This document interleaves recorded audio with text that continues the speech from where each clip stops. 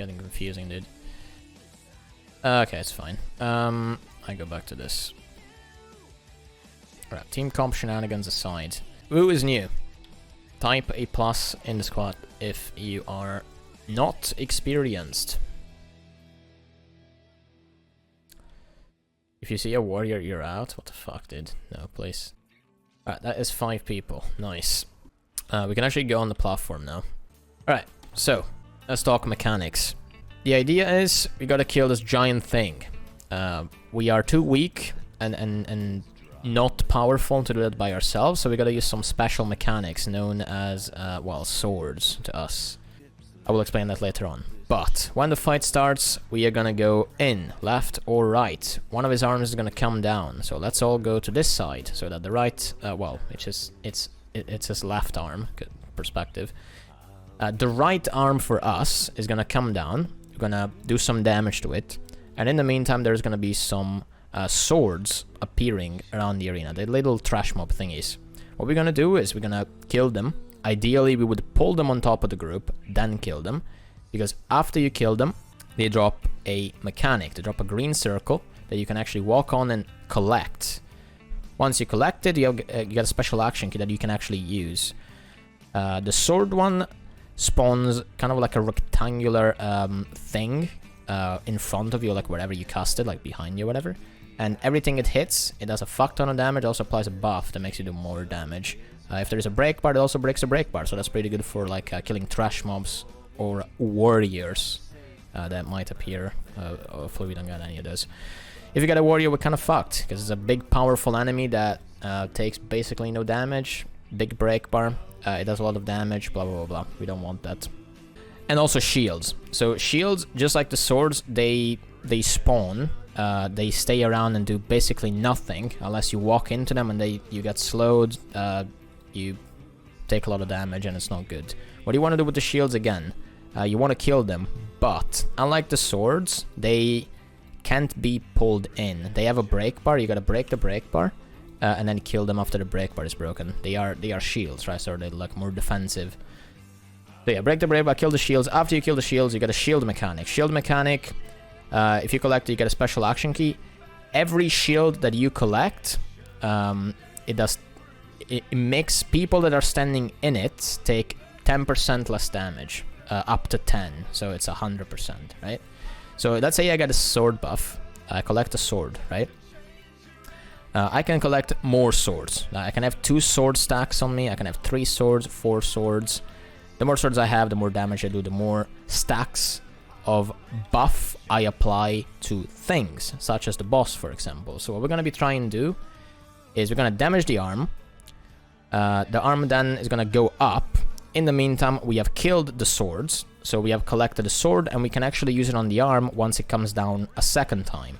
Once the arm comes down a second time, knocking us down and stuff, you know, Aegis dodging or whatever, we can actually use the swords on the arm, so that it takes a lot of damage and we do more damage to the arm as well, because of the buff that we apply to it. After one of the arms is dead, the boss will enter is actually like hittable phase. We can actually hit the boss itself. Also, every time an arm dies, 15% of the boss's health is gone, I believe. Should be 15. Maybe it's 10. Maybe it's 2%. Maybe it's bugged and just instantly fully dies. That could happen, actually, but we enter the actual DPS phase. During the actual DPS phase, there's gonna be some orbs spawning that do damage, little like purple ones. And there's gonna be some orbs spawning from this side, on the left one. Those are the swords. So this one is swords, this one is shield. We're gonna have people assigned to take one or the other, right? So let's say we're gonna have... Okay, Michael is gonna do sword 1.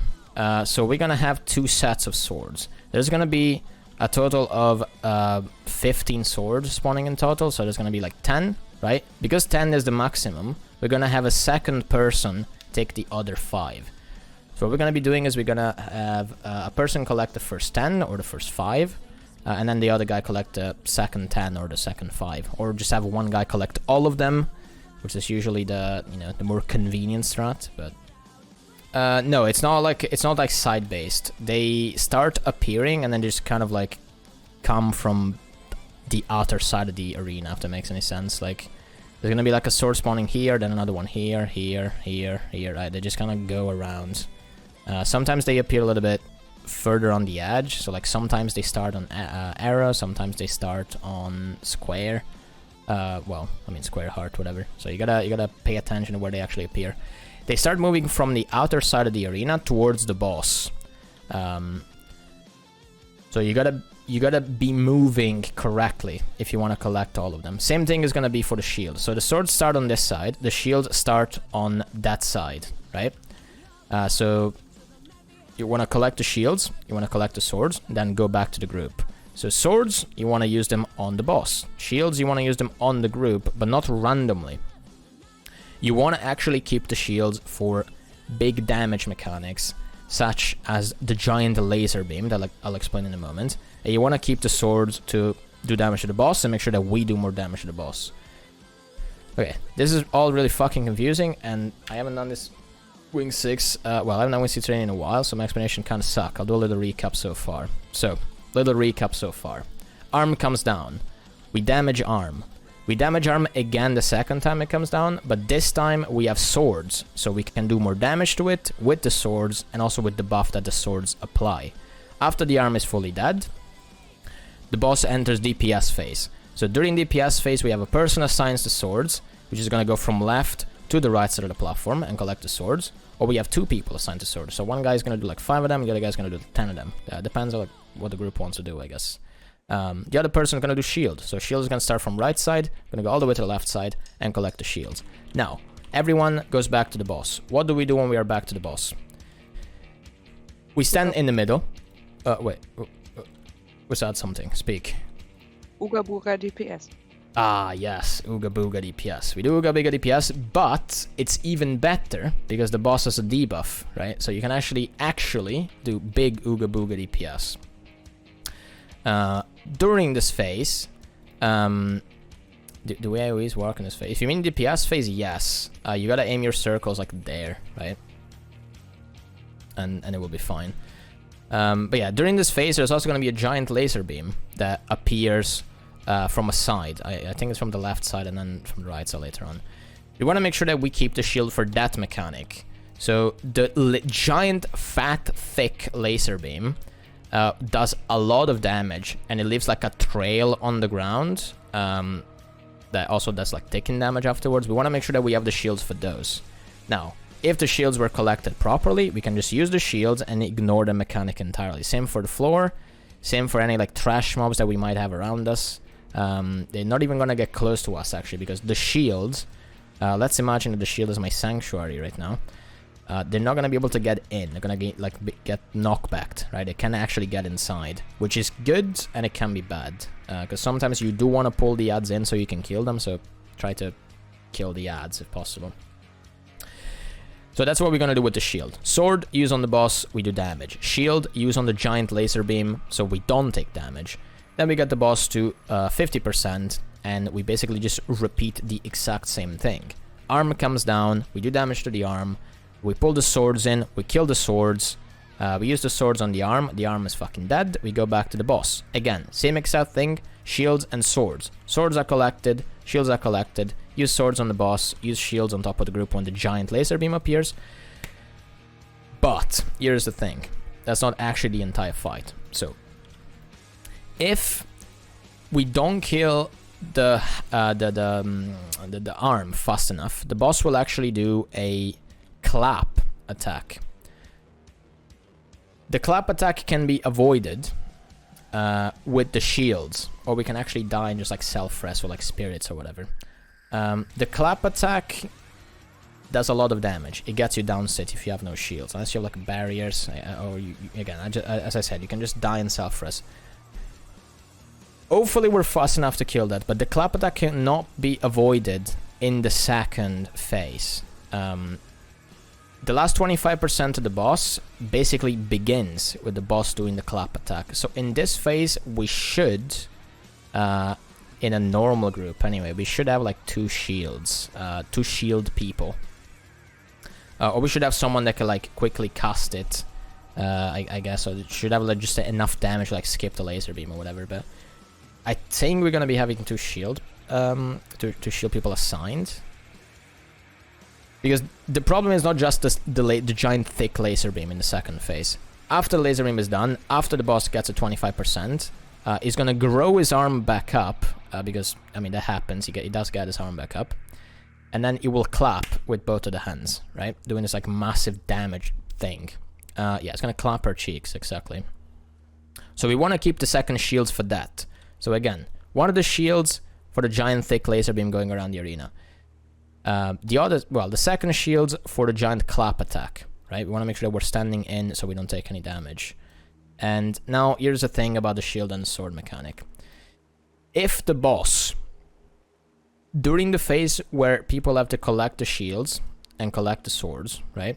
I mean, it's the other way around, but during the phase, as I said, the orbs that you have to collect come from the other like edge of the arena, or whatever this platform is.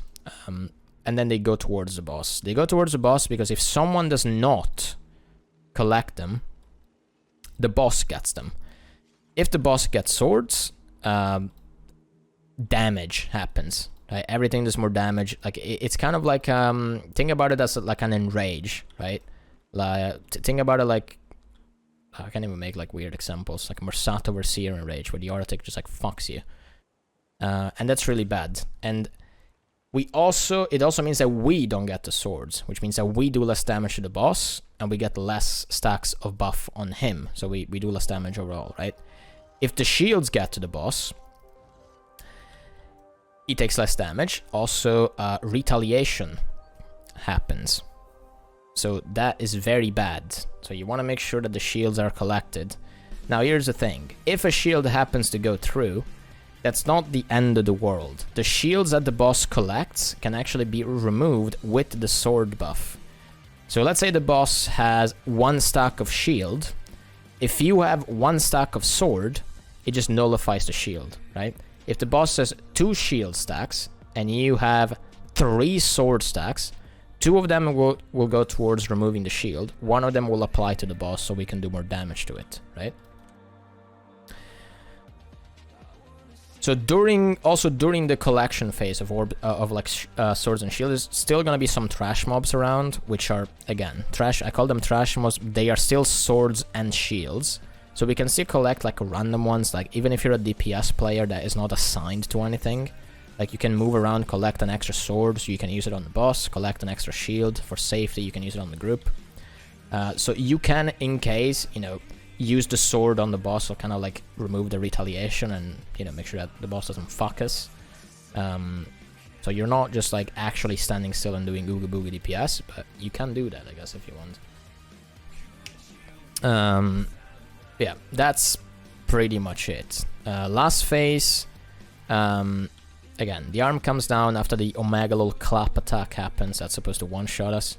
We kill the arm again, and once we kill the arm, again, DPS phase happens, orb collection phase happens, but in the last 25%, the other arm of the boss, also goes down, which is something that did not happen in the first 2 phases. So we're basically fighting the boss, because we can hit the boss, because we killed one of his arms, right? When we kill one of his arms, he becomes vulnerable. So the arm is dead, we can hit the boss itself, and we can also hit the other arm. So what we could do is kill both the boss and the arm at the same time, because by doing that, when you kill one of his arms, he also loses actual health. So we could aim our swords to kill both the arm and the boss, or we can just aim our swords on the boss and just go full ham DPS on the boss itself, because the arm isn't always down. The arm goes down and up, right? And that's pretty much the entire fight, really. One thing to note is that a lot of people get confused by this. The arm goes down where the players are standing. So we can try this right now to see if it actually works properly, because I've never actually tried this myself, funnily enough. Let's all come to the left side. This is how the fight is supposed to work. There you go. The arm drops on the left side. So in the second phase, right? Well, it's the last phase, right? So in the last phase, Wait, where's the Necro? GG. So in the last phase, when we kill one of the arms, and there's only one other arm alive. So let's say we kill this one. Let's say we kill the arrow one, right? The only one that is still alive is obviously the left one, right? If we are standing all on this side of the platform, so on the right side of the platform, right? Like here or here. He cannot place his other arm here because he's incapable of doing that. So his arm will just default to going on the star marker instead. Because there is no one standing on the circle area, right? So if you want to make sure that the arm always falls where you want it to fall, make sure that you are standing there. Because if we are... Come all to the right side. Let's all come over here. So this arm is dead. So the other arm that is alive is the other one. Where is it gonna go? Is it gonna go on circle so we can kill it? No, because there's no one there. So you always want to make sure that you have at least one person standing here. If there's no one there, just do this like a little movement. I just moved over here a little bit, and you basically save the group. Because sometimes when the arm goes on star, no one knows what the fuck is happening anymore. And also the person that's collecting swords might actually be knocked down, and it's not good because I don't know, they might not dodge the knockdown, they might not have Aegis, they might get confused and just like uninstall the game, Alt F4 in panic.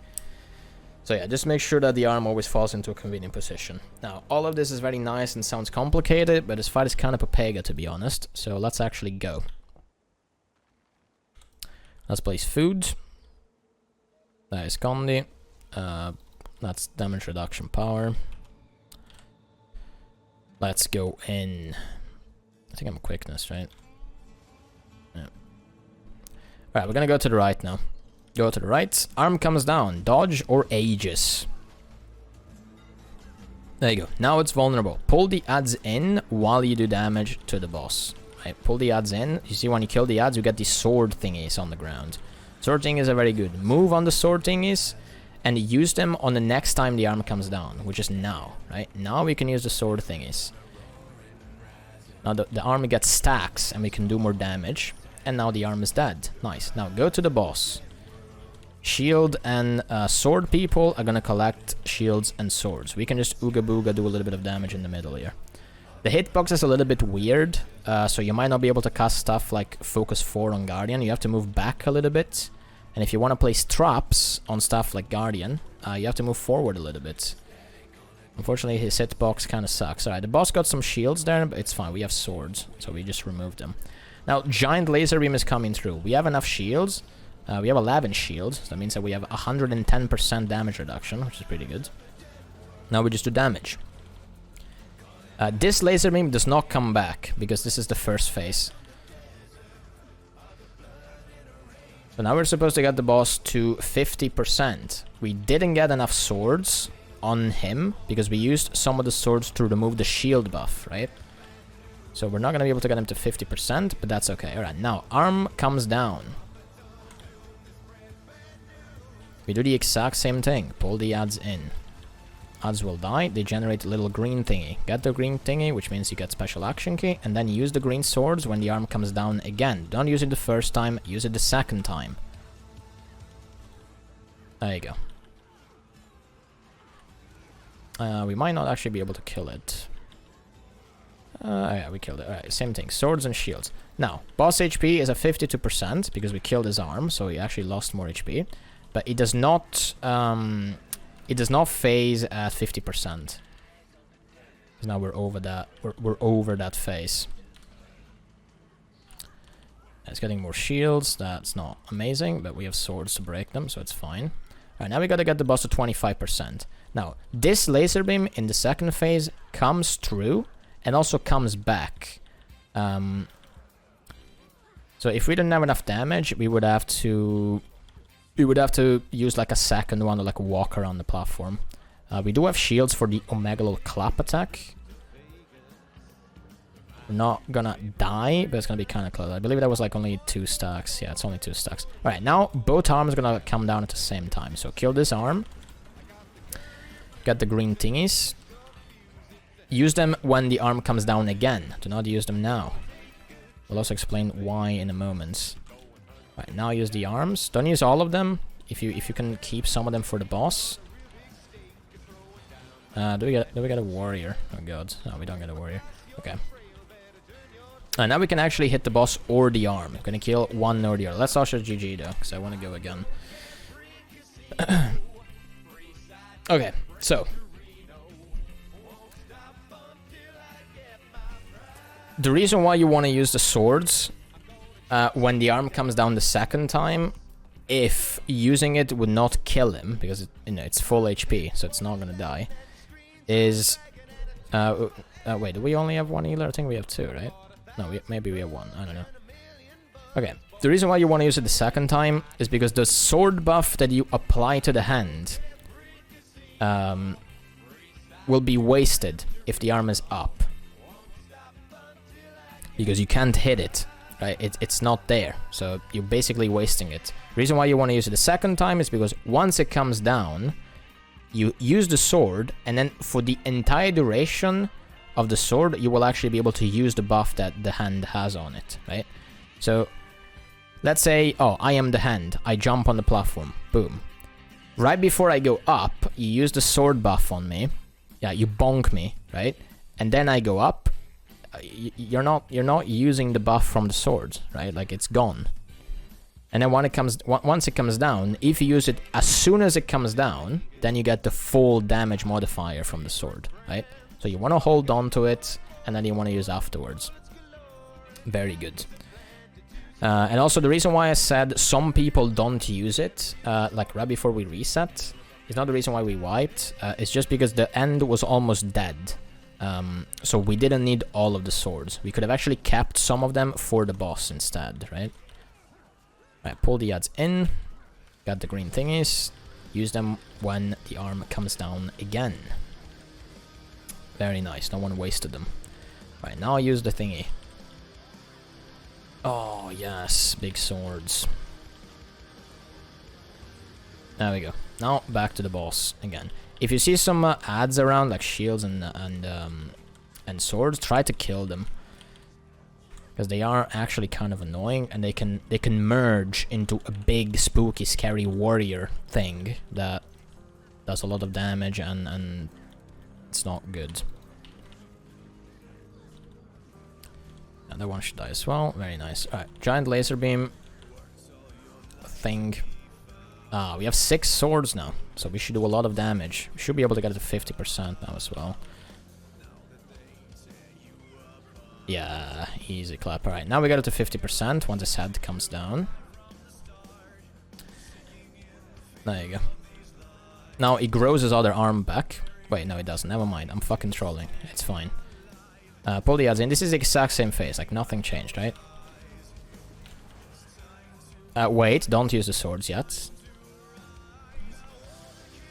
Yeah, I want him to do the Omega little clap more often. Alright, now use the swords. Kill the arm. CC the shields. Sending inside of the shield kinda, like, fucks you over, actually. So you want to make sure that the shields are CC'd as much as possible. Also, if you see, like, shields very, very close to the group, try to get them.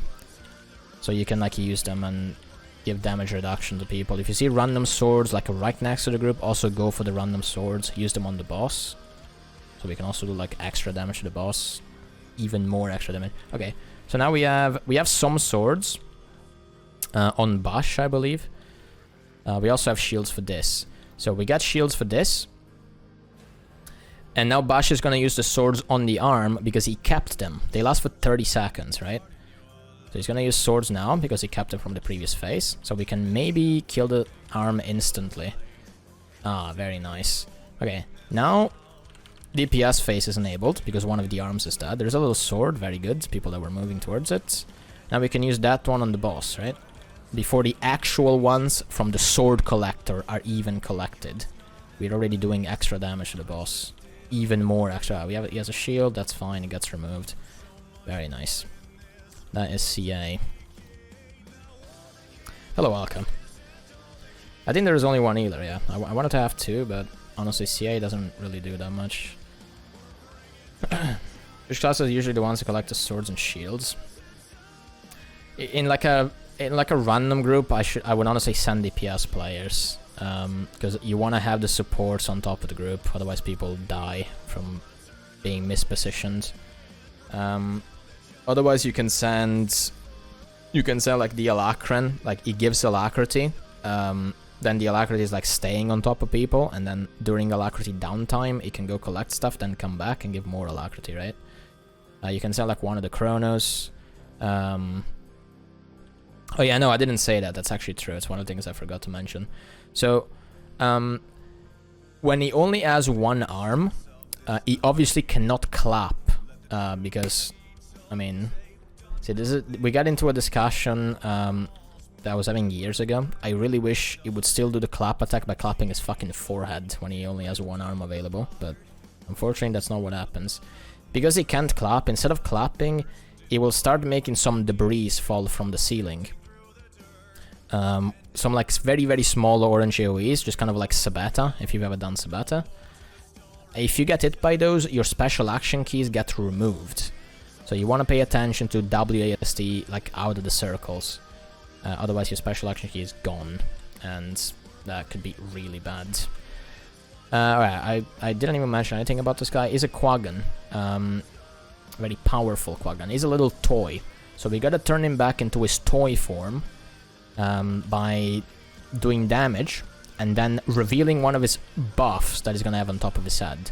So he has a little white snowflake buff. We gotta pull him or move him into the white snowflake swirl thingy until all the stacks are removed, and then we can actually do damage to it. Now 50% is gonna get a second buff on top of his head, and we gotta move it into the second buff thingy,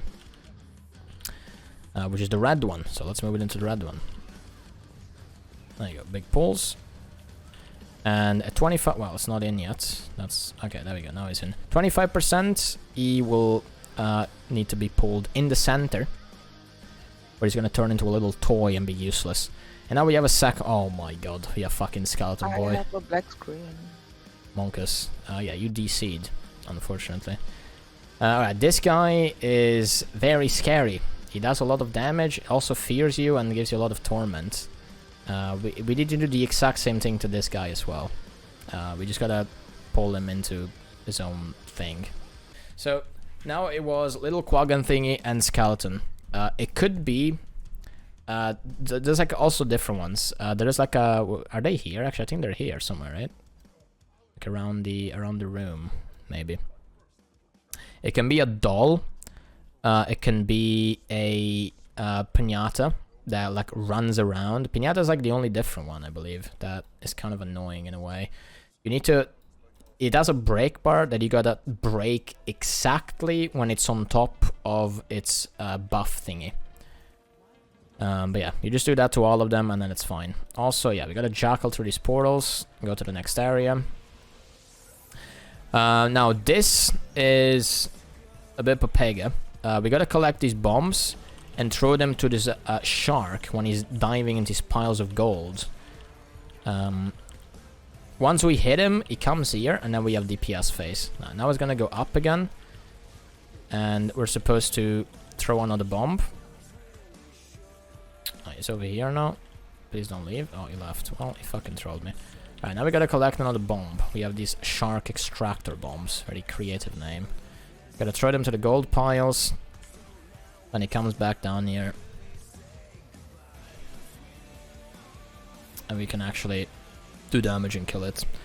You can actually delay the break bar and get it, like, you can get one phase very reliably if you delay the CC. So that he goes back into the golden piles like X amount of seconds after the CC has been the break bar has been broken, right? So the more you delay the break bar, the later that starts. And also you can instantly cast a bomb right before he's going up, so that he instantly reappears in the middle, basically, which is a kind of like a nice thing you can do in case DPS is bad. And now we have the actual second boss fight. Nippy V advised me about to craft my first ascended armor set for Guardian or other set or Berserker set. Go Berserker set. Berserker side is very good. Me relog. Me druid. Okay, this boss. It's actually two bosses. The Largos twins. One is called like this. I'm not gonna pronounce it because Twitch is gonna ban me out of context. And the other one is called Canute. So they both have different attacks. We're gonna phase one in the first phase, another one in the second phase, and then we're gonna actually split into two groups. So we're gonna have a subgroup go to the left side, the other subgroup go to the right side. Now our team comp is not exactly the best for this fight. We have a bunch of soul beasts. Hopefully they're Condi at least. Yeah, this guy's Condi. This is Condi. This guy. Oh well, it's power. Well, that's fine. It's not too bad, I guess. Yeah, we have one druid on each subgroup. Also druid take Storm Spirit and also take Healing Spring, because it's really good. Because we are only 5 players on each side later on in the fight, because we do split into 2 groups, vulnerability uptime is not going to be the best. So you want to make sure that you generate extra ones. Also because the bosses move around with some mechanics that I'll explain in a moment. So vuln uptime might not be the best, depending on your comp. So you want to make sure that that is capped. And also, yeah, Healing Spring, very good. Condi cleanses the vulnerability that the bosses actually do with their auto attacks, and also other conditions that are applied during the fight, so that the tanks don't actually die. So, aggro in this fight works with toughness. So the person with the highest toughness is going to aggro the first one that we see on the platform, also for the second one. And then because we split into 2 groups, we need to have 2 tanks. So 1 tank on one side, 1 tank on the other side, right? So make sure the toughness are good on the Chronos or whoever's tanking. Now mechanics. So you see the little like water thing is over here. If you walk over that, it teleports you on the platform. Don't actually walk into it, otherwise start a fight. We're gonna be using these basically for the whole fight. To move between platforms. I am struggling to get back up, unfortunately. So we're gonna use these to move between platforms once the phases happen. So we're gonna get the boss to 50%. Then after 50% is done, we're gonna move and we're gonna face the other guy. Now we get the other guy to 50%. And then from 50% to 25%, one side is gonna do that one. And then from 50% to 25%, the other side is gonna fight the other one. Then we still are split into 2 groups, and we gotta do both of them for the last 25%. Now, actual mechanics, this guy. A lot of splitting going on. This guy aggro's on toughness. He likes to dash around. He's a speedy boy. He dashes really far, then he dashes to the tank, and then he dashes really far again. To the first player, anyway. He also spawns some circles underneath players. If you are caught up in the circles, they are bubbles. They make your sound effects go really weird in the game because you're inside a bubble, so you can't hear stuff properly, of course. Very nice roleplay. And you also get knocked up. It's like it makes you float up. Kind of like Cairn whenever the explosion from the green circles hits you. It's actually the same animation, I believe. It just lasts way longer. So you don't want to get hit by those, because, well, it does a lot of damage. The healers can probably heal you, so that's not too bad. But here's the problem. There is I don't want to call it special action key, because it's not special action key, but there is a special mechanic that you have to drop away from the group. So think about it like Slaughter's Poison, which is a special action key. It's a circle that grows in size. So you want to place it away from the group, of course. Do not place it exactly in the middle of the fucking platform, because it grows, that covers all of it. Ideally, you would want to place that on this side of the platform, on the edge, all of them, because the direction we are gonna be moving in later on in the fight is, you can actually look on the minimap, kind of, I guess. Like, we're gonna be moving in that direction, like on the, near the end of the room. So you want to make sure that side, the other side of the platform is clean, and we can actually be there, because we need to walk to like the updraft later on, right? So So you get a little mechanic thingy, you can place like basically everywhere, like in this area, and it will be completely fine. And yeah, that's the most important thing, pretty much. Like, if you get caught up in those bubbles and you are floating up without like stun breaks or anything, the mechanic will automatically drop on top of the group, and that is very bad. So don't get hit by those. You can WAST, you can dodge, and you'll be fine. Also, there is another attack. I'm not exactly sure on which players it goes. I believe it's the two closest, but I might be wrong about that, because I never actually tested it. But it spawns some giant orange circles on top of players, and you have to move out of them. You can Aegis, you can block, you can dodge, you can evade, blah blah blah blah, everything. Otherwise it knocks you very far away. Stability does work. You still take damage, it just doesn't knock you away. But yeah, if you do get knocked off of the platform, you can actually just take this like water updraft thingies and just get back on. The only problem with being in the water in this fight is that you get these. Now, these stacks are not good. They make you do damage, and when you get to, I believe it's 10, maybe it's actually less. It should be 10, right? When you get to 10 of them, you die instantly. And it's not good. You don't want to get to 10 stacks, otherwise you will... If I get to 10 stacks, I can show what happens. There you go. You very nice animation or whatever the fuck that was, and you just die instantly. So yeah. Also, wait, someone started a fight, I think. GG. Whoever is alive. No, I just did GG. Alright, GG. Go. There you go. So yeah, if you go in the water for too long, you got 10 stacks and then you're dead. And that's not fun. Also, in the last phase, we get stacks of another debuff. That means we take extra damage in the last 25% phase. So healers, be very careful. Make sure that, I mean, Water Spirit is actually very good there because it's like, it's not regen. Like, Water Spirit is actually healing that it takes, right? So that's very, very good to have in the last phase. Also, just in case people actually die and you need to rest them. Alright, little recap of the first boss. So, stay behind the boss. Tank gets slapped in the face, toughness aggro. Giant AoEs, don't be in the giant AoEs. You get knocked off the platform and then you're gonna struggle to walk back up. And it's annoying as fuck. You also lose damage, which is not good. Smaller AoEs, move out of them. Otherwise they bubble you and they make you float up. And that could be really bad if you have the other mechanic, which is a growing circle, just like Slotus or Poison, right? And yeah, you want to place that ideally on the side of the platform that we are not ever going to move to, which is this one, right? Because we gotta move on the other side later on. So yeah, move the mechanic over there. It grows in size, so don't stand in it, otherwise you get stacks and then you die, and then it's not good. Just like the water, pretty much. And that's pretty much the first guy. Also, yeah, he dashes furthest target away, then he dashes back to the tank, and then he dashes to the furthest person away again. Don't stand in the dash, it does a lot of damage, applies condies to you. Healing Spring is very good. Also, CA2 for cleansing, and CA2 blasting with CA3 for cleansing is also very good, if you really need to cleanse people that are ooga booga and get hit all the time.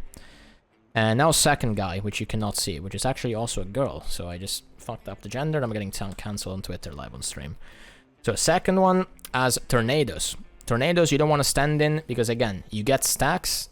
If you get to 10 stacks, you're fucking dead. They also do damage, and they apply condies.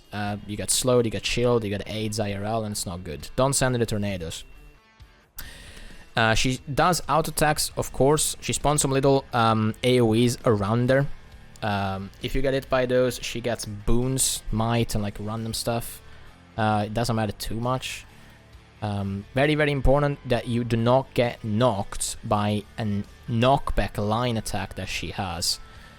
If you get hit by that, it knocks you really, really far away. You can dodge it, or you can jump over it, you can stability it. You can see when it's happening, because I can make some other examples of like Qadim, also Qadim, I guess. Example of like Sabir in Wing 7. It does like a line around him, and then the attack actually happens. Well, he does too. This one only once, I believe. There's like a line that says, hey, look, this attack is about to happen. And then you can jump over it, you can dodge through it, you can get knocked off the platform and come back. That also works, I guess.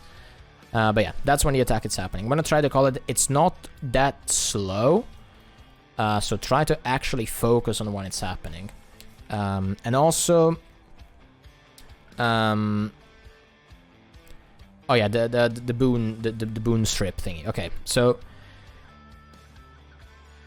The boss is aggroed on toughness, but it will also teleport to the furthest target away, just like Nikare when he's dashing, right? He goes to the furthest person away, then tank, then furthest person away again.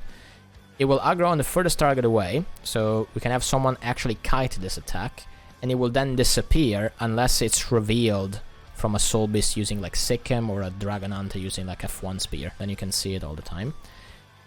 Once it aggros on this person that's farthest away, it does like a Sword 2 teleport, kind of like Dragon Hunter, and it appears on a person location, and it will then do a rectangular attack in front that strips, steals the boons of that person that gets hit.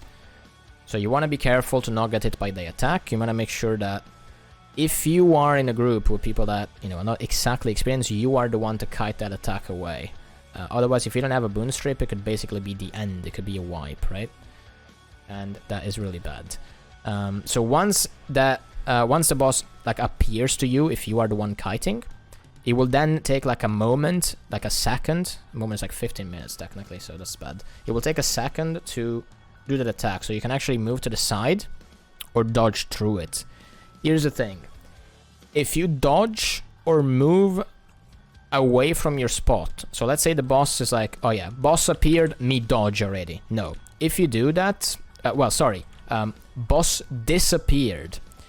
If you move back to the group when the boss disappeared, it will actually still do it in this direction, because it disappears, then it casts the attack, and then it actually hits you.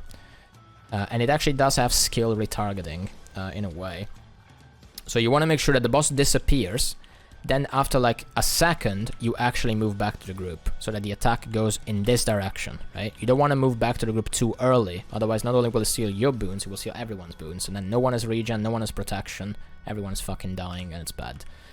Yeah, we do have boon strip on both sides, I guess, but try to... If you're a druid, Teddy, try to kite that attack. I'm gonna try to kite it on the other side as well.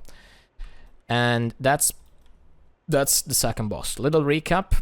Don't get hit by the tornadoes, you get stacks, you get condis, and you die. Knockback, there is like a line that appears that says, hey look, I'm about to knock everyone away from me. So you might want to jump over it, or, you know, dodge or whatever. Teleport attack for this person away. Someone kites it, hopefully. The boss disappears, then after a second about to disappear, you dodge through, you go back to the group, or you move to the side, so that the boon strips, the boons don't get stolen, and then everyone is sad. And yeah, auto attacks happen. She does little like AoEs, very tiny AoEs around that apply torment to people that get hit. They also do some damage, and she gets some boons out of that, so don't give her boons, that's not good. Yeah. Now, we got the first guy to 50%, we got the second guy to 50%, then we have to split. So the left side, from where we are looking at right now, the left side is going to be the first guy we fought, which is Nikare. The right side is going to be the second one, which is Canute, or however you pronounce it. So it's the exact same mechanics, but we are 5 players on one side, 5 players on the other, right? So we need to be a little bit more careful. We have less sealers, but we also have less players. We have less damage, but it's also less HP. So it's 25, and then it's 25 on the other side, and then the last platform is the exact same thing. Now, one thing that I forgot to mention for both of them is break bar. During the 50% to 25 and 25 to 0, the bosses actually do have a break bar. When the break bar is happening, you do need to CC, because they are actually going to be shooting projectiles on the other arena, on the other platform where the other group is standing. and that means that they take damage, so you kind of like screwing them over. So you want to make sure that you have a lot of CC. We should have enough CC. We have Warrior, we have Mass can use Signet if he wants to, we have Chrono, so Druid. Like, we should have more than enough CC. So as soon as you see the break bar, well, break the break bar. Very good. That's pretty much it. Last phase, as I said, we get like a little stacking debuff that makes us take more damage, so you want to be a little bit more careful. You don't want to tank as many hits. Stay behind the boss. Very, very important. Especially on the left side, which is where I'll be going. Try to avoid the dash attack that Nikare does, because it does a lot of damage.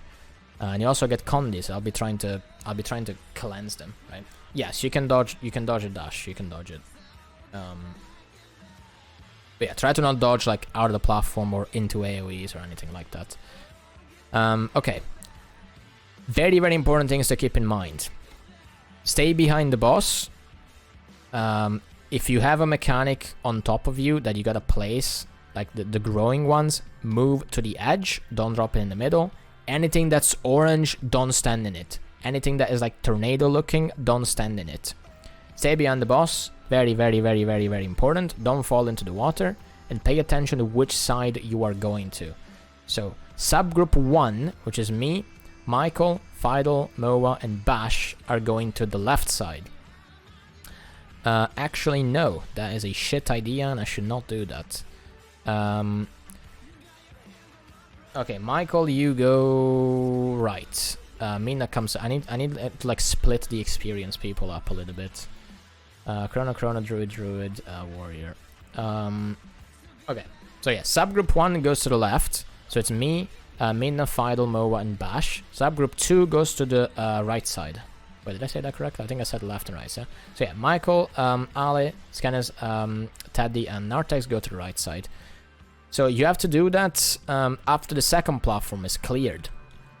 So now we're gonna do Nikare, then after that we do Canute, and then look at which side on the minimap you're supposed to go to. Otherwise, just follow Commander tag. If you are in the subgroup of the Commander, follow Commander. If you are not, don't follow Commander. Go to the side that the Commander is not going to. Or just go left and right. That is what you should do anyway. Alright, healing food is down. We can actually go and give it a try. Let's go.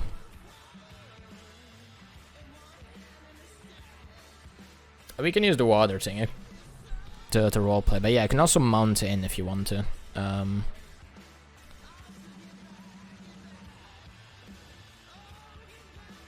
Mounting in works as well.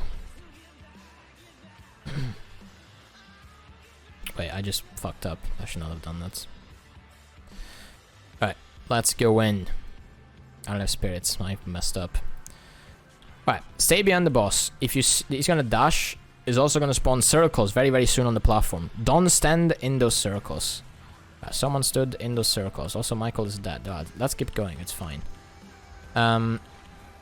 Stay behind the boss. Stay behind the boss. Where are you? Get the ras up. Get the ras up. Okay, AoE was placed in a very bad spot. That's okay. I have AoE. I place it over here.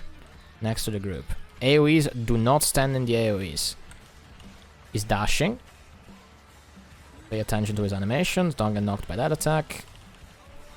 Stay behind the boss. AoE, very good. Place it over there. Doesn't hurt anyone. Pay attention to the dash attack. Pay attention to the AoEs. Don't get caught by the AoEs. Very good dodges. There you go. AoE, very nice. I'll go over there. Don't get hit by that. Yeah, he's dashing to you because you were the first away. It's fine. I can heal you.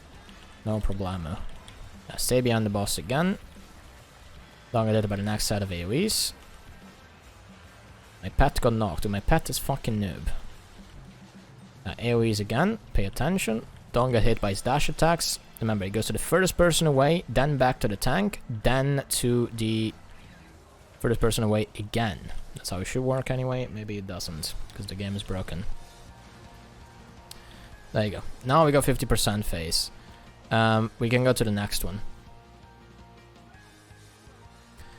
Now, exact same thing. Furthest person tank. Nice. There you go. Alright, stay behind the boss. She will teleport very, very soon. It will go to me. That's the boon strip attack. It did not boon strip anything because there was no one there. Alright, don't get it by tornado. Jump this attack. That's the line that you have to avoid. I didn't call it fast enough, so that's my bad. But yeah, don't send in those AoEs. She gets boons. You got conditions. It's not good. Tornado, don't send in a tornado. You can WASD basically all of the tornadoes. You don't have to like really worry about them too much if your movement is correct.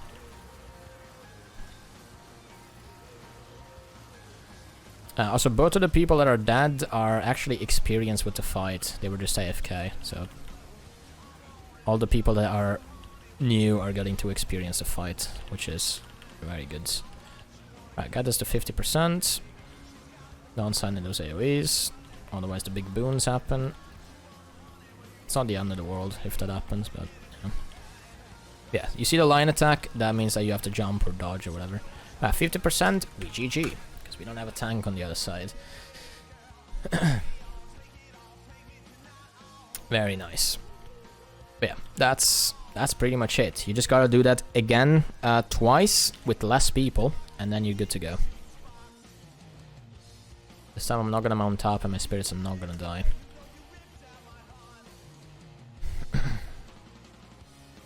Yeah, Nartek's GG'd, because he's a Fractal player. He GG's a lot. But yeah, you can mount in, you cannot do that, otherwise you hit the water thingy. You can stand on the very edge of this, and then just like move, and it ports you up. Pay attention to circles. Circles, don't get hit by the circles. Dash attack is gonna happen now. There you go. Go behind the boss. If you have an AoE that you gotta place somewhere, place it where we are coming from. So on the starting side of the platform. Exactly over there. Place it over there. Very nice. So it doesn't bother us. Don't stand in those AoEs. Someone got hit.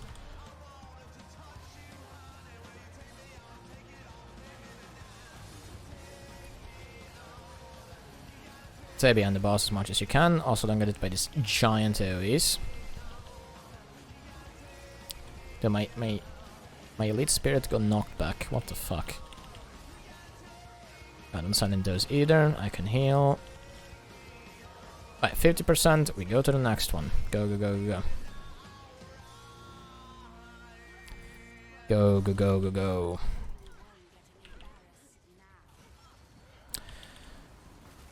Boon Steel attack is going to happen very, very soon.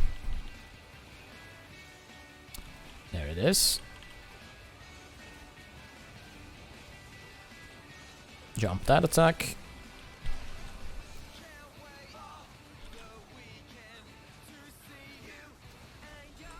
No, Boon Steel attack is going to happen again very, very soon.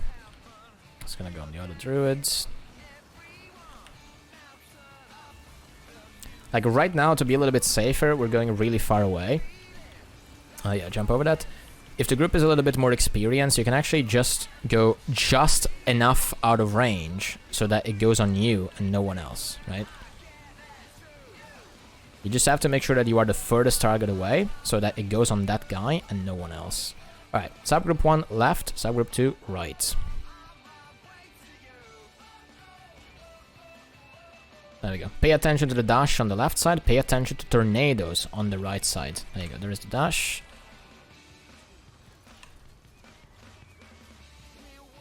There you go. Don't get hit by those. There you go. Stay behind it. Stay behind it. Very good placement on the AoE. Also, remember we get break bars. So break the break bars every time we get the break bars.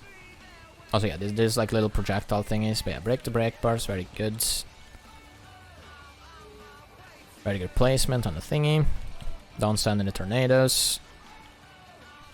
Don't stand in the AoEs. Don't stand in the tornadoes. Don't stand anywhere. Stay behind the boss. Avoid all damage.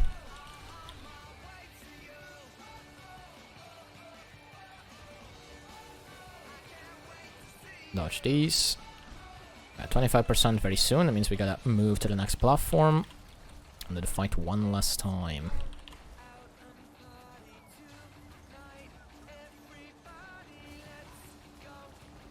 There you go. One last dash. I can heal you. There you go. Move to the next platform. Okay, now we have a little bit of extra pressure. So getting it... Oh, we have insta break bar. That's actually kind of Papega. It's fine, we can break it. Break the break bar. And I use my spirits here so that it teleports over. Also, yeah, one thing I forgot to mention: if one of the if one of the bosses dies, the other one will enrage and be very angry. So ideally, we want to kill them at the same time. Which is looking very likely to happen. So that's pretty good. Don't get it by these AoEs. Don't get it by the circles. Dodge these. Ooh, big dash attack.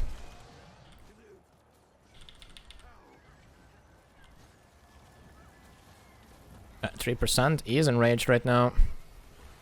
But it's okay. There you go. That's Largos. Paid actors. It's always paid actors. Alright. Now, the last encounter.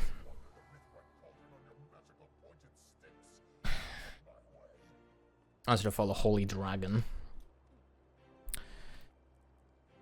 Last encounter. Gotta wait for the roleplay. Oh my god, big fire. Monka W. What classes are good for Largos? Well, Mesmer is very good. Deadeye is very good.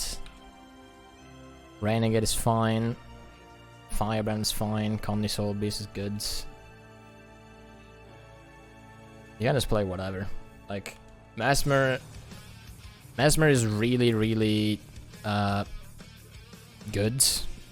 So people are just gonna ooga booga play Mesmer all the time, but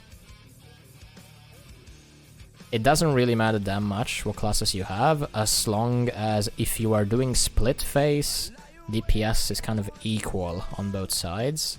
If you're doing portal strat, which means you kill one ad, then you teleport to the other one, kill it, then you teleport to the other one, kill it, you have a very safe composition. So that the enrage doesn't really like get you. Yeah, the balls get you downstate. And yeah, these ads you can just kind of ignore them. Just what we want to do here is we want to go all the way at the end of this like giant staircase arena thing, which I never really paid attention to, but this actually kind of looks sick. I like it. Yeah, we want to go all the way up because we want to kill some pyre tornado thingies. Once we kill the pyre tornado thingies all the way up on the staircase, we can actually access the boss fight through like a giant door. Yeah, they don't really do that much. They just stay there, and they're getting protected by trash mobs, so we just gotta kill them. Yeah, Scourge is fine as well. On Largos, you can play Scourge. Scourge is really good because of the barriers it gives. Scourge in general is just so good just because of the barrier, honestly. Like, not even if you ignore the fact that it does good damage or bad damage, Scourge is always good because of the barrier.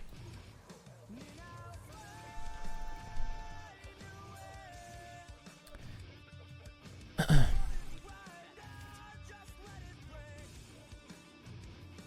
think Portal is more dangerous because you're fighting on the rage boss for longer if you just split with equals DPS on both sides. Oh yeah, definitely. Like that's exactly why you would want to have like a more safe comp. If you're doing Portal strat with like random people from like the LFG or whatever, your comp should be a little bit safer ideally, because you should not run into DPS problems if you're doing Portal strats, because you have 10 people on each side. So like you're never gonna like the way the timer works is you have a timer on both sides, right? So you kill one, so the timer resets because it goes to the next platform. You kill the other one and the timer resets because it goes to the next platform. Like, you will never run into timer problems when you do portal strats.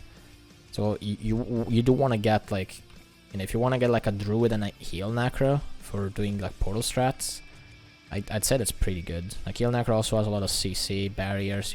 You can rest, you know, little ooga booga monkeys that just think about doing damage and nothing else. But yeah. Right, Moa is dead. Yeah, Reaper is good for Qadim if you want to play Reaper. Okay, so this platform, at the time anyway, this was peak raid technology, I guess.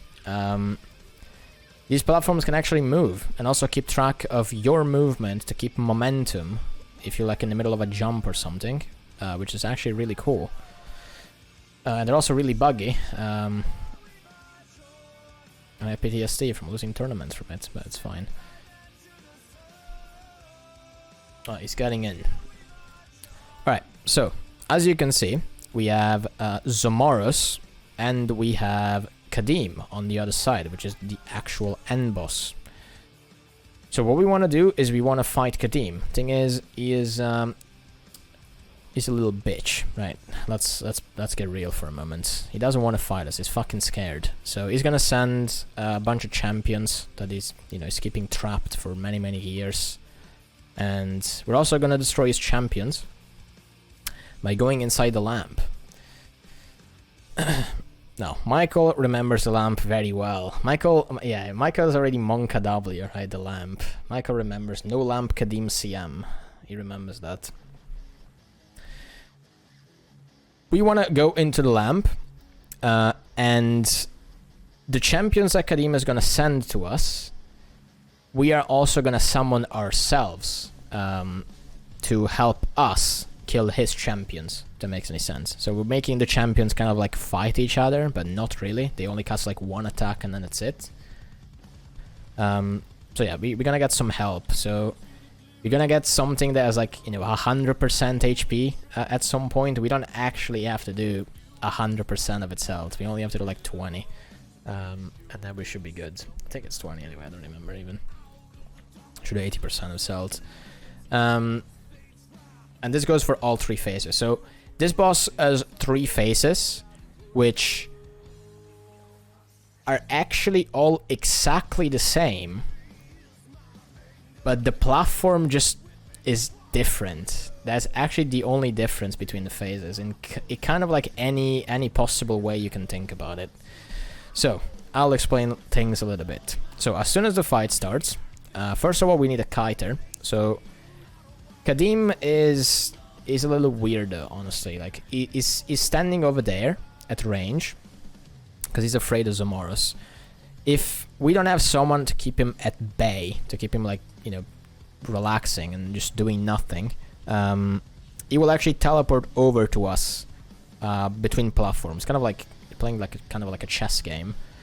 We need to keep him standing there so that he doesn't move. So we need someone kiting.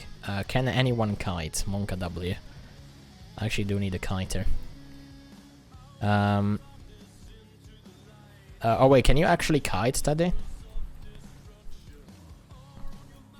You go kite, man. Okay, nice. Very good. Ah, yes. Useful helpers. I love it. Okay, so we're gonna have someone kiting, ideally solo. If he's inexperienced, we can send like a healer with him. If we have like 2 healers. So that he doesn't die. He kites the boss.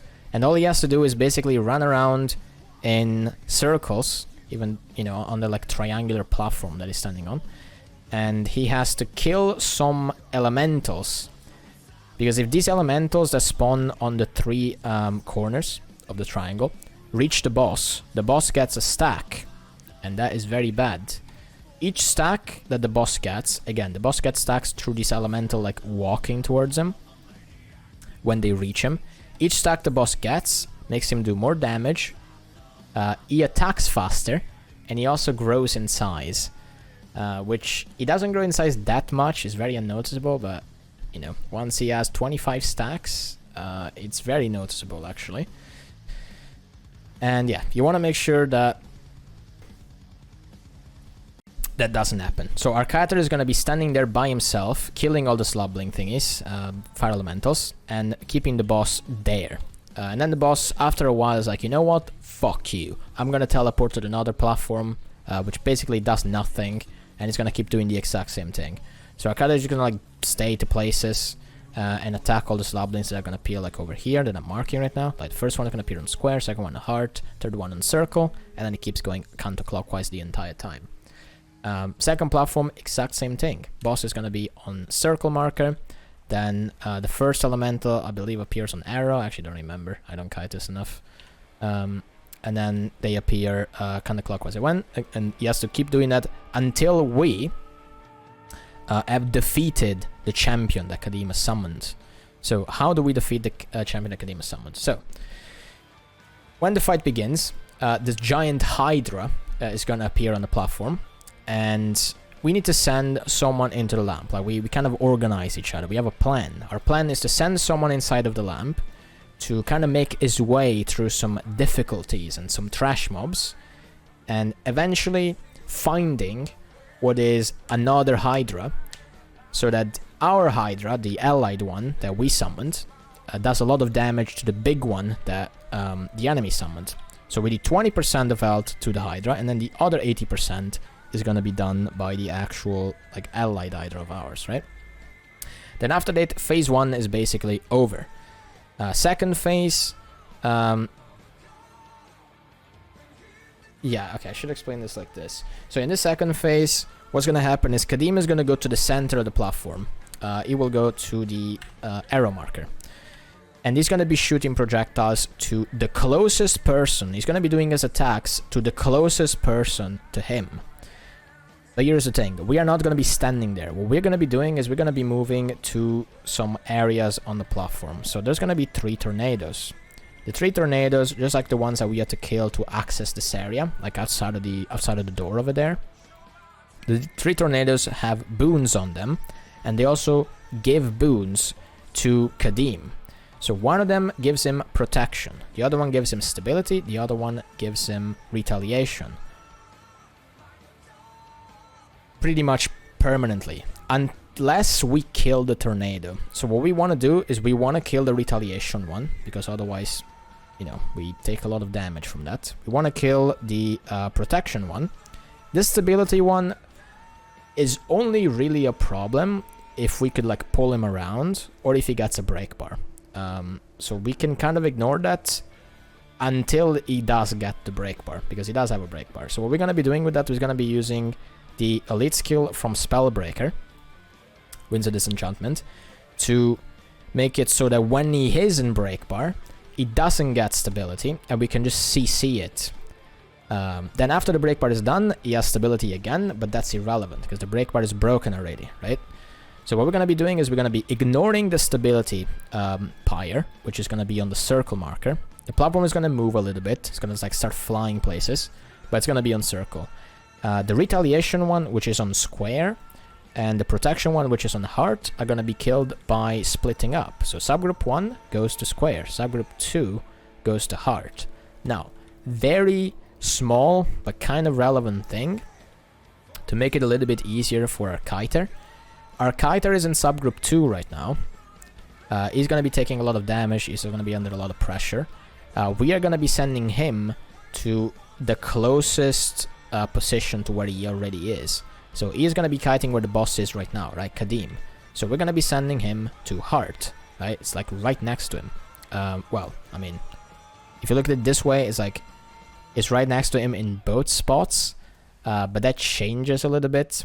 Because of how the second phase work, which I will explain in a moment. So we're going to be sending him to heart because it's going to be closer to him. So yeah, kill the protection one, kill the retaliation one, stability one, we skip it with boon strip, and then we CC the break bar, and that's pretty much it. Now, remember earlier when I said that Qadim aggros on the closest person to him? That is relevant also before we actually go to hit him. So if you are supposed to go to square to kill the tornado that gives protection, retaliation, or you're supposed to go to heart to kill the one that gives protection. If you are too late to leave the platform and go to the flying platform, I mean, they're not flying now, but this platform later on will detach themselves from the main one, and they will have a little like bouncing ball that makes you jump on them when they're flying away.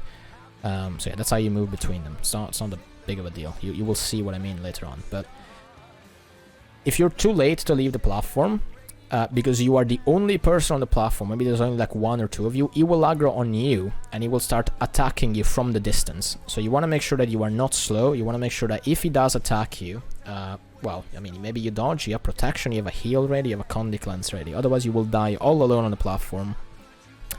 And you will make it kind of hard for your team to like rest you, because they might die as well, and it's going to be a mess. So don't be slow, be fast. And that should be fine. Now, after you kill protection and retaliation, what you want to do is you want to go back on the platform, either by using the bouncing ball to come back, having a portal from a mesmer or a thief, and then you come back and you start hitting the boss very hard. The boss will be in the center. So, movement. Yes, I love movement. So, as you can see, right now, they are fighting each other. But also not really, right? You can see these lines on the platform. They are moving between, you know, the edges. They're moving like in these like specific locations. You can see the water line. You can see the fire line on the other side as well. So, let's say that this water line was actually a fire line, right? If I stand over it, I am taking a lot of damage for free, for no reason, right? So you want to make sure that you are not standing there. You want to make sure that you are standing not in the line that kills you, right? Because that is free damage that is very easy to avoid, and you should never stand in it. Because otherwise, you just make it a lot harder for the healers to just heal you and keep you alive. Like, think about it as it one-shots you, right? It gets to a point where the boss hits you, the floor hits you, you gotta like take care of like trash mobs that I'm gonna explain later on. You need to be very careful to these lines. You don't want to stand there because it does so much damage that if I was playing healer and my group would just be face tanking the floor all the time, I would not even heal them anymore, right? Like, I should not be paying attention to you being in the wrong spot when I have like other stuff to do, right? That should not be a priority of mine. That should be a priority of yours to not stand in the wrong spot all the time, right? You never want to stay on top of the lines. Now, if you look at where I'm standing, come closer to me, you can actually see exactly what I mean. Those are the lines that do damage to you. You don't want to stand in them. You want to stay between the lines, right? Over here, over here, over here, right? Very nice. Now, also other thing, this is unrelated to the boss, but now something related to the boss. He aggro's on the closest person to him, which means that this doesn't start a fight. So, Fidel is now standing closer to the boss, which means that the boss will attack in this area, right? On this triangle, as you can see, right? That's the triangle he's standing on. If he moves onto a different triangle, the boss will attack this triangle, right? Now, if I am the closer one, the boss will switch to me and he will attack to this triangle. So you can actually, if you want to, you can actually bait some of his attacks to hit you if you're tanking or if you want to tank it away from the group. But also something about his auto attacks that a lot of people don't know that actually kind of triggers me. So I will explain this very well. Look at him right now. Look at Qadim, right? He has two hands. Right, he has two hands. He has a right. I mean, wait. He has four, I believe. Wait, does he have four? I think he has four. So he only uses two, right? You can see he's using two hands to do right attack, left attack. Now, very mind-blowing thing. Depending on the arm that he raises during this phase, he will hit that side of the triangle that you're standing on. So if he raises his, and I say his, right arm, he will attack this side of the platform, right? It's the left for me, but that's his right arm. So if I see the animation happening, I want to move to this side. If I see his left arm raising up, it will hit the right side of the platform, so you want to move on this side, right? This is not gonna kill you by itself, right? You have a healer, sometimes two, probably two actually in most groups. You have a regen, you have protection, you have, Aegis spamming all the time, blah blah blah blah. But it's damage that you can freely avoid. And there is no reason for you to not avoid it. just like the floor on the ground. You don't want to stay exactly in these lines. There is no reason for you to stand in there, unless you want to take damage on purpose to give more Celestial Avatar to the Druid, but that should probably not happen. Don't do that. Yeah, that's pretty much it. Now, during this phase, that I took an extremely long amount of time to explain, because this is very important, because a lot of people don't know both of these two things. Well, three of them, I guess, even the aggro. A lot of people don't know that he actually aggroes on proximity. Just like the champions, by the way. They also aggro on proximity. So don't be inside of the 8 post. I'll explain that later on a little bit better.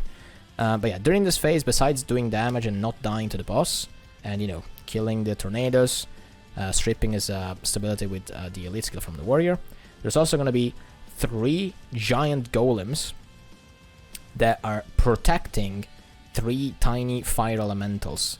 Now, if you remember what the fire elementals do from the kiter perspective of things, he is actually killing them so that the boss doesn't get stacks, right? It's the exact same thing here. The golems are going to be protecting 3 fire elemental thingies. We cannot kill the fire elementals because of the golems AoE protecting them. So what we want to do is we want to either knock the elementals, they are elementals, I guess. We want to knock the giant golems really far away until the circle leaves the fire elementals, and then we can kill them. Or we can actually pull the golems into the group, kill them really, really fast with giant cleave damage, and then do the exact same thing to the slublings. We just kill them with giant cleave damage, right? So we pull them in with like focus pull. We can use magnetic bomb from the Daredevil, and I mean, if you run improv, you can actually get 2 bombs. So you use 1 bomb to make sure that the adds, the big golems, are pulled onto the group even better, and they take damage and die. And then use the second magnetic bomb to pull the fire elementals and kill them, so they are CC'd and die really, really fast. Also, yeah, Firebrand, you can use Axe 3 if you aim it correctly. You can use Axe 2 to daze them, unless you're playing, with the other trait, like the quickness trait. Soul Beast, I don't know, do a bunch of AoE damage. Reaper has a lot of AoE damage. Make sure that those things die. Now, the problem with the elementals is that once the boss gets stacks, fortunately they are not permanent. They do run out. But if he gets the stacks in the middle when we are fighting it, the stacks are gonna stay even when the kiter is kiting the boss by himself. That means that if the kiter gets hit, he's gonna take a lot more damage, and it also means that Qadim attacks faster. And if Qadim attacks faster, it also means that his phases go faster. It also means that he moves between platforms faster, and that is really bad. I mean, it's not gonna matter in normal mode or CM. It's only gonna matter probably if you do no lamp Qadim CM, which no one's gonna fucking do because it's fucking crazy. But yeah, that's how it works. Stacks on the boss, very bad. Kiter might die. It might need a little bit of help if that happens.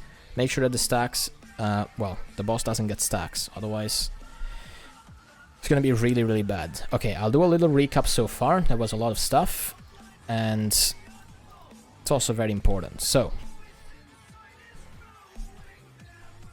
you're gonna have someone going into the lamp. Person in the lamp finds the champion, or allied champions. The allied champion comes up, it defeats the enemy champion for us, and then split phase happens.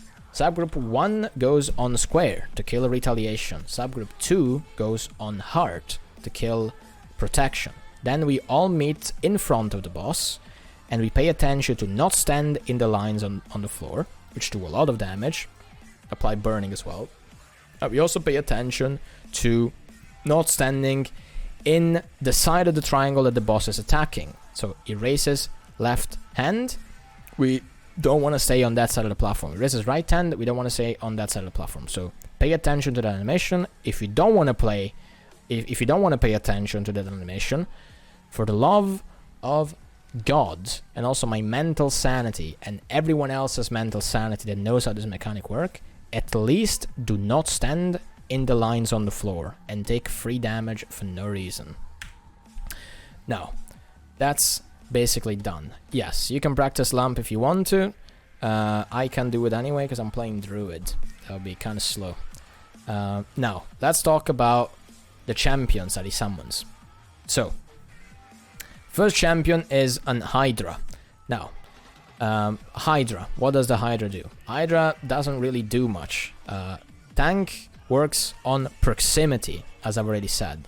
So what you guys have to do is you have to make sure that you are never closer to the Hydra than the tank. Now, Hydra and every other champion, and also the boss itself, will always do... there you go, there's an Hydra in the chat. They will always do 2 auto attacks. Well, they will also do 2 auto attack chains, and then they will do a special attack. So what the Hydra is gonna do, attack, which is, I mean, we're gonna count it as 1. It does 3 heads. It will do like hits. It will do hits like auto attacks once, then it will do it again, and then it will do a special attack, which is a giant laser beam in front of, in front of itself, right? Towards the tank, to the closest person. Then it will do auto attack again. We're gonna count that as 2 auto attacks again because of how the animation works. And then flame breath. Dude, it's a laser beam. Okay, I don't give a fuck. It's a giant laser beam. That's how I see it. And then after doing auto attack again, it will do a break bar. So the break bar always happens at the same time. You can actually know when the break bar is appearing. So again, it does auto attack, giant laser beam. Fuck you, Bush. It's a laser beam. Then it will do auto attack again, and then it will do break bar. Then after that, it will teleport to a different platform. Platform that teleports to is the one that it's currently facing. So yeah, that's pretty much it. We just do that over and over. So, you know, it teleports over again. It does auto attack, giant laser beam. Auto attack, break bar. And then it teleports again. It will keep doing this until the person in the lamp frees the allied Hydra, and then they kill each other, right? So yeah, we were basically just waiting for the lamp person, which is the most important job, pretty much. Now, after this is done, the tornadoes with the faces happen. So we gotta kill retaliation, we gotta kill protection, we go to the boss, we kill the boss, and then the second champion appears. Now, second champion, person that's doing the lamp is still doing the lamp in the meantime. Second champion is a giant destroyer. It actually appears with a break bar this time. So we gotta instantly break it, and it also summons 3 little destroyer thingies, which is gonna appear on the markers that I just placed. So they are gonna walk close to us. They walk close to us, they have a break bar, and they do a lot of damage. So what we want to do is we want to make sure that we are standing very, very close inside of the hitbox of the boss, but not closer than the tank if possible. If we are, it's not the end of the world. This boss auto attack, they're not as annoying as the Hydra. But if we are okay, I explained this yesterday on stream. So here's how aggro works, right? Here's how range in the game works. So let's say arrow is me. Actually, no, I am me, because I'm here. Nice. If I have aggro of something that is melee range, and I want to move it from... Let's say I want to move the ad that is on heart. I want to move it to the boss, right? To Zamoros in the middle. I do not move it by doing this, right? Like, this is not how I move the ad inside of the boss's hitbox. Why is that? Is because if it walks to me and it's in melee range, it's gonna stop right here, right? That means that it's very far away from the actual boss. What I want to do is stay here, or at least as close as possible, right? So that actually walks to me. That's exactly what we're gonna be doing for these ads. So because they aggro on us, we want to make sure that we are as close as possible to the hitbox. So the square one is actually going to walk over here. Circle one is going to walk over here. Heart one is going to walk over here. Once they are close enough, they will actually just die from cleave damage. If they don't, turn around, hit them very hard, break the break bars, and they will eventually die. If they didn't die, they just do a lot of damage, and we might eventually actually die. And that's not good. But yeah, same thing on this champion. It does one auto attack, special attack, which is it's like a it's a big knockdown shockwave attack thing that the boss has himself as well. You can actually jump over it if you jump at the right time. It's a little bit weird because they made the platform movement really well, actually.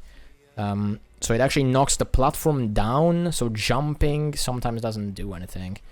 But yeah, you can also dodge through it, you can jump, stability, you just tank the damage, you can do all of that.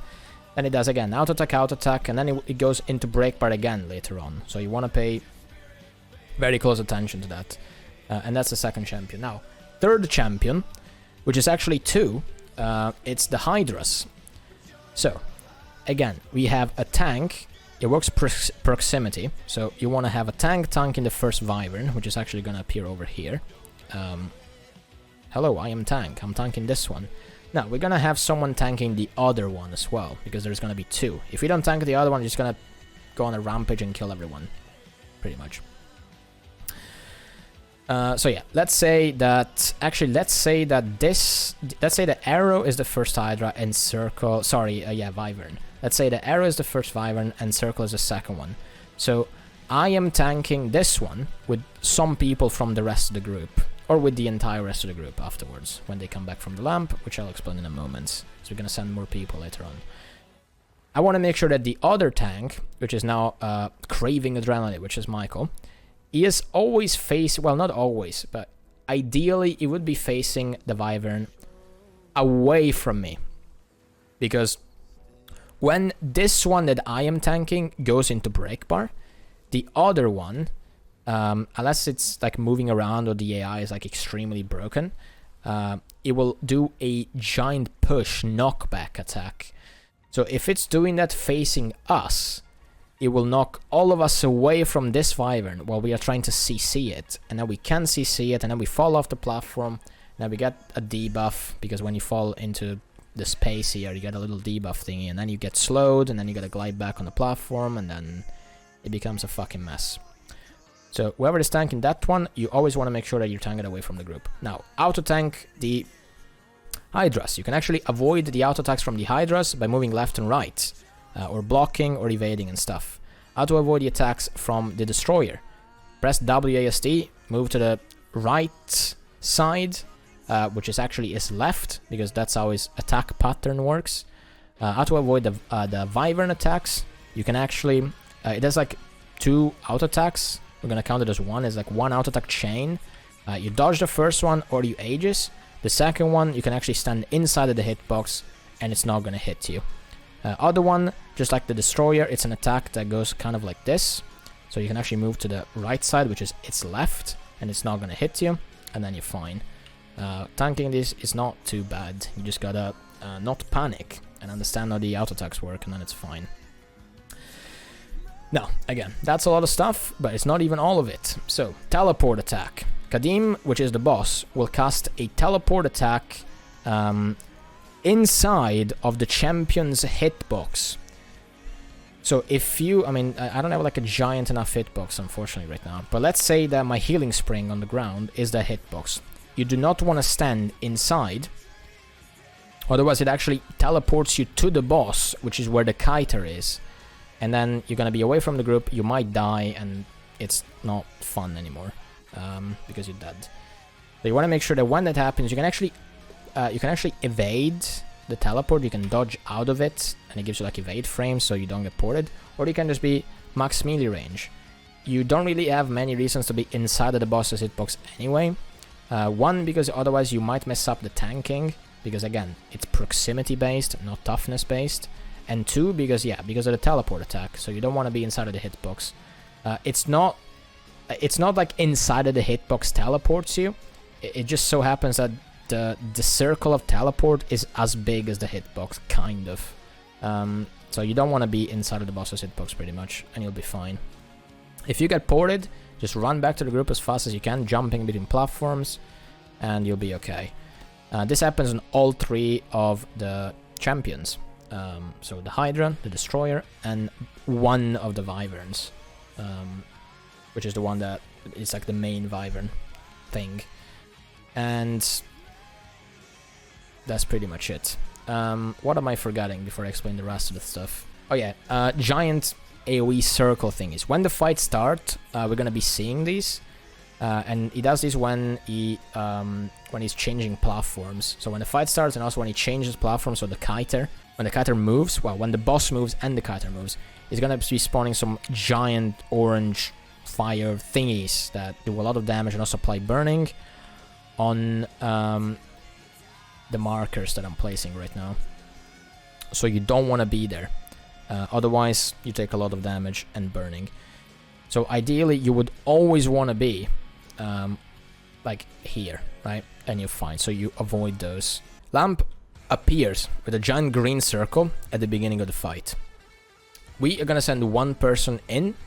Person is going to go through, free our champion, so our champion is going to help us. Now, if no one goes in the lamp, it starts pulling people towards it until someone is actually in.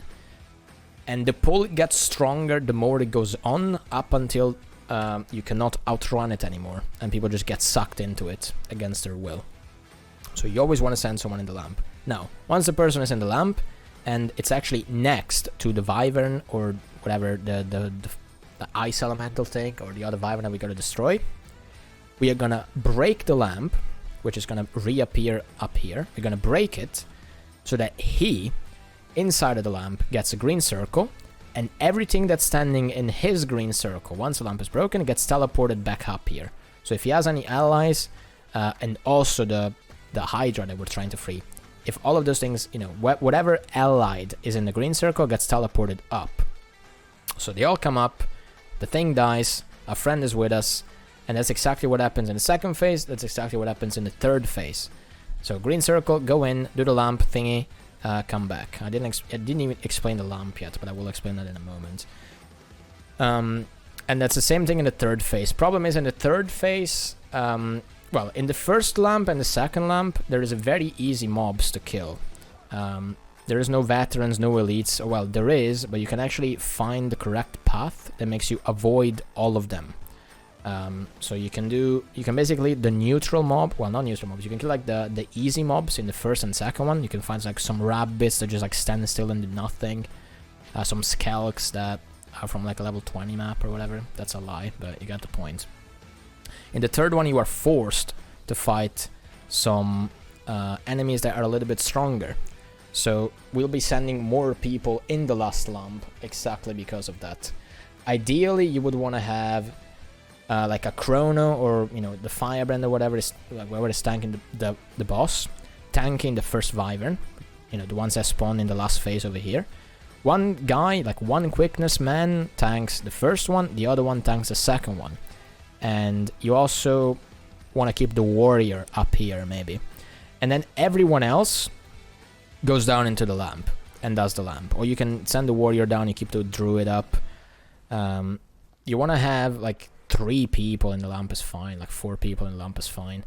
The reason why you want to have more than just the tanks up here is not exactly because otherwise you die, is because of the break bar that appears. Like usually right before the lamp needs to be opened by a player, you know, you attack the lamp, you destroy it, the break bar on the wyvern will appear. And even though a chrono can solo break it, not every chrono can solo break it, because people don't know what their skills do in this game. So you might want to have like 2 or 3 people up here for the break bar. 2 is fine usually. Like honestly, if like 2 people cannot break the break bar, they should not be raiding. They should be reading their skills first. Especially if they're a druid and a chrono like a firebrand. And yeah, you send like 3-4 people in the last lamp, people break the break bar over there, then they come free you from the lamp by killing it, and then everyone is happy, everyone meets each other, blah blah blah blah blah blah blah blah. Ah, it's not even the end, dude. This fight is so long, mechanics wise. So fucking good. Yes, you're doing the first 2 lamps alone, probably. If you don't know the paths, then someone else should probably solo lamp and you just stay up. Second one is the easier one, so I'm just gonna send someone else in the lamp. You can just stay up with us.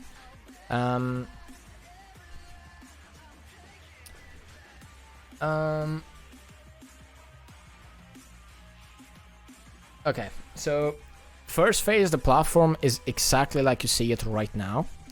In the second phase, it will change a little bit.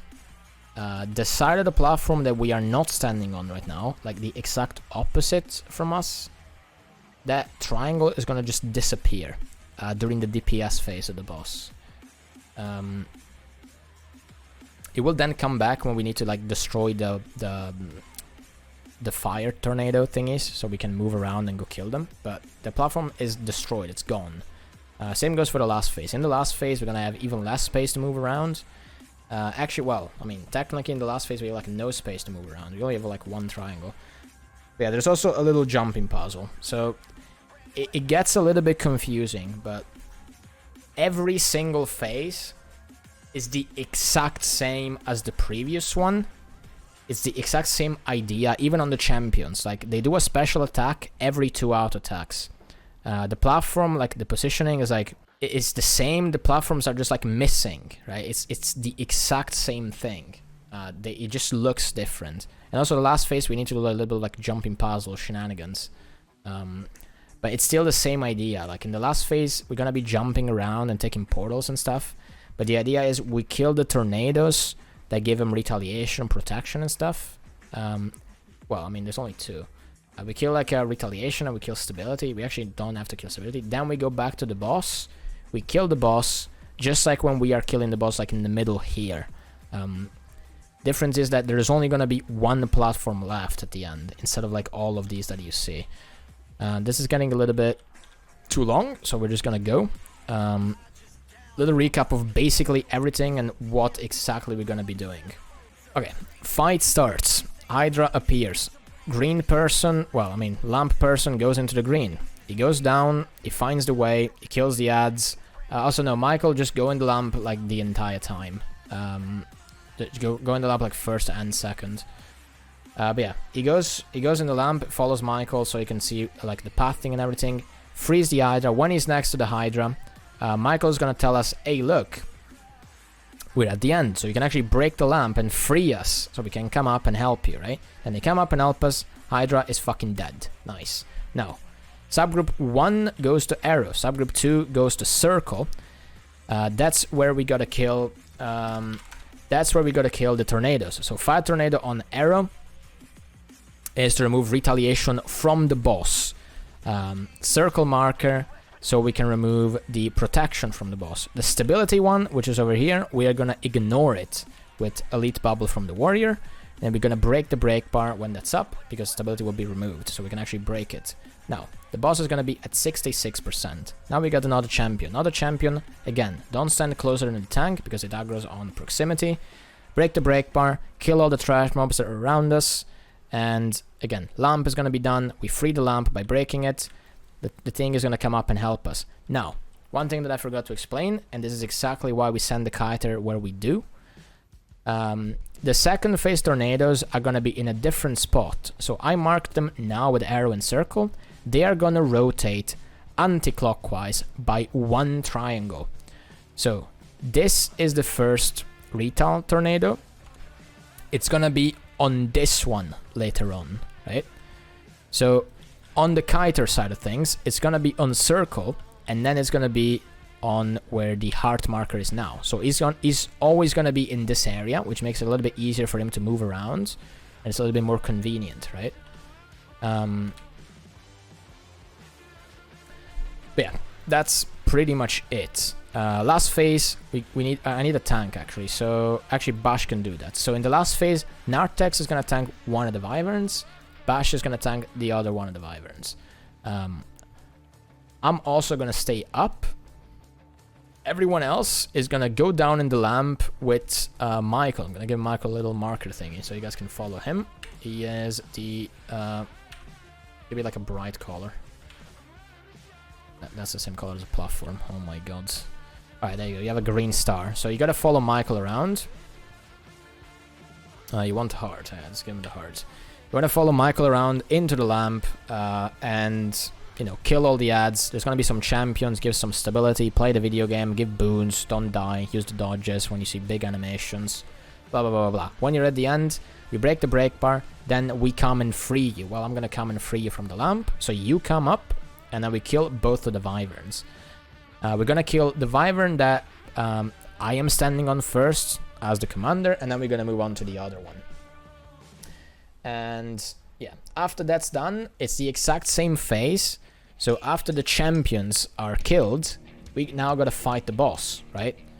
So we gotta find our way to kill the tornadoes that give him retaliation and stuff. Then we go fight the boss again. The platform is gonna look completely different. Most of them are gonna be destroyed. Everything is gonna be fucking dead. Everything is messy. It's gonna be hell confusing. But it's the exact same idea. There's not many things different going on. Yeah, you can do the portals on the tornadoes if you want to. Both of the Kronos. Just take portal. Also, very, very important. We need to break the break bar fast. If we don't break the break bar fast, there's gonna be trash mobs spawning on top of us and also on top of the kiter. And he is all alone. He's already doing stuff, so we would kind of, you know, fuck him over, and it's not very nice of us. Right, don't stand on the well, don't stand there. You see that fire there? You don't want to stand there, right? So green lamp is happening, kiter is happening. Wait, Hydra is up. Do damage to the Hydra. Don't stand closer than the tank. I will smush you very hard if you do that. Right, 2 auto attacks. Wait, what the fuck? Nice. It's fine. We can go again. Right, it will do break bar. Now, CC the break bar. Also, do not GG until I tell you to GG. Don't ever do that ever again. Hydra is here. Don't stand inside of the hitbox. Out attack, giant laser beam. There is a giant laser beam. Now we'll do another out attack. No, it does another out attack. And then we have break bar. Break bar now. Break the break bar. Very nice. Okay. Out attack. Out attack. And now it jumps and it teleports away. And now it repeats everything all over again. Now it does out attack again. Out attack again. We can open the lamp because they're actually done. Very nice. Now giant laser beam. Okay, now the allied mob is appearing. 80%. It's basically dead. So we can actually stop doing damage. So you guys can see what I mean. There you go. We just need to do 20%. Now, subgroup 1, arrow. Subgroup 2, circle. Look at where you're going. Look at the subgroup in the top left of the squad. That's where you'll be going. Someone is dead. Where is he? Wait, what happens? I don't know. Keep going. It's fine. We need to do this fight multiple times anyway. Alright, kill tornado. Go back to the main platform. Or take the portal if you have a portal. There you go. Stack on top of each other. Don't stand in the giant orange AoEs. Don't stand inside of the boss's hitbox. Also pull the ads in. Pull the ads in, cleave them. We need to kill these really, really fast. Don't stand inside of the boss's hitbox. It will do a lot of damage. You never want to be inside of his hitbox. There's a giant fire there and it kills you. So don't go inside of the boss's hitbox. Pull the ad in if you have any pulls. That is going to keep knocking us back endlessly. Giant attack. Dodge this or jump over it. If you're on the side. Alright, break bar is incoming now. Break bar incoming now. CC. Very good. Stability is gone because of the elite skill from the warrior. Now stability is back. But it's irrelevant. We don't care about that. 66% incoming, which is when the boss phases. There you go.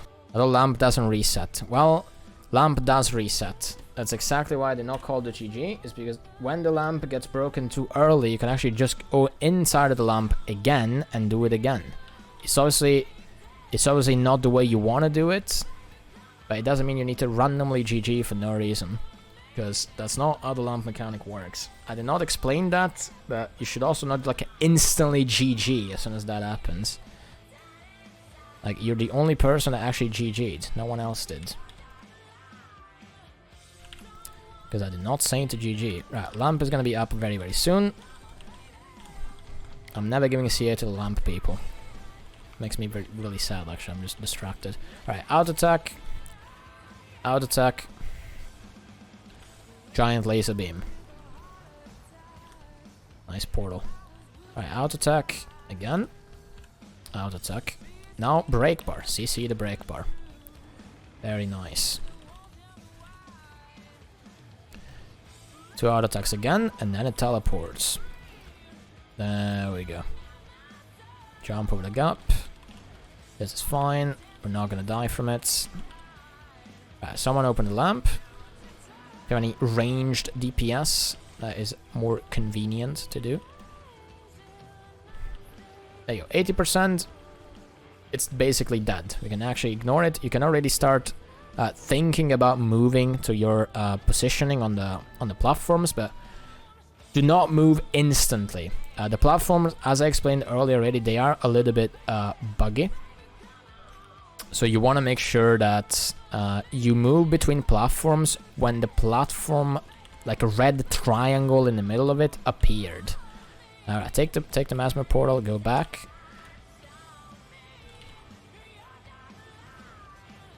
Right, now just stand not in the line on the floor, otherwise you die. Dodge this, big shockwave attack. And also don't go inside of the boss's hitbox and it'll be fine. Now, you guys are getting up now.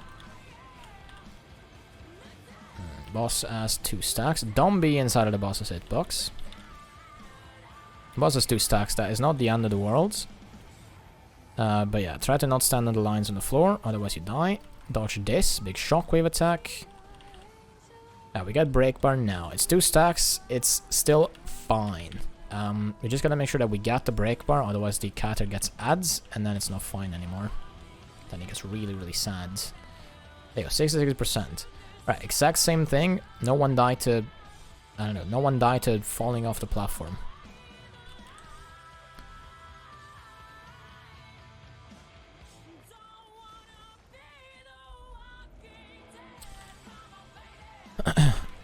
Alright, break bar instantly, remember, CC. Very nice. Alright, keep in mind we're gonna get another CC at some point. I have stability for that. Alright, kill the ads, kill the ads, kill the ads. Ads are dead, very nice. Dodge this, jump over this, do whatever you want with this. There you go, out attack. Out attack again. And it jumps and it does this special attack. Very nice. Now he does out attack again. Now he does another out attack. And then we CC the break bar. That's the other special attack. Don't get teleported. Someone open the lamp. Nice. Okay, lamp is open. This guy is dead. 80%. We can just go to the... Remember, we don't go to the markers this time. We go 1 to the left of it, right? Counterclockwise, anti-clockwise, whatever. However you want to pronounce it. Or say it like, alright. Jump up a little ball thingy.